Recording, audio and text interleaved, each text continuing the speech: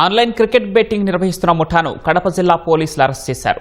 నిందితుల నుంచి 6,28,000 నగదు, 8 సెల్ ఫోన్లు, 4 బ్యాంకు పాస్ పుస్తకాలను స్వాధీనం చేసుకున్నారు. చాపాడు మండలం చిన్న గురువల్లూరు గ్రామానికి చెందిన జగన్ అనే వ్యక్తి నుంచి కొంతమంది ఆన్లైన్ ట్రేడింగ్ క్రికెట్ బెట్టింగ్ నిర్వాహకులు తమకు బ్యాంక్ అకౌంట్లు కావాలని చెప్పారు.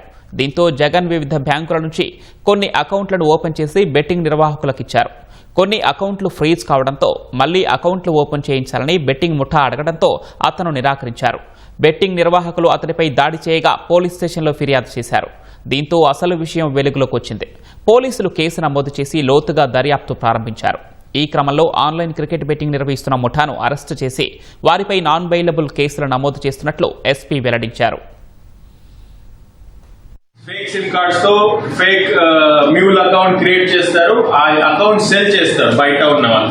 తర్వాత ఈ అంతా బెట్టింగ్ ట్రాన్సాక్షన్ వీళ్ళు ఫెసిలిటేట్ చేస్తారు.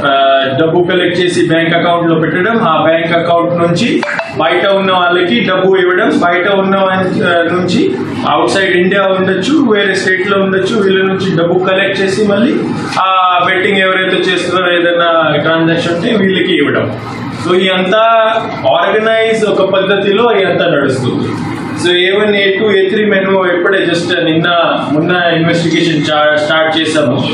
పోలీస్ కస్టడీలో ఇప్పటి వరకు మేము 6 అక్యూజ్ కి మేము అరెస్ట్ చేసాము.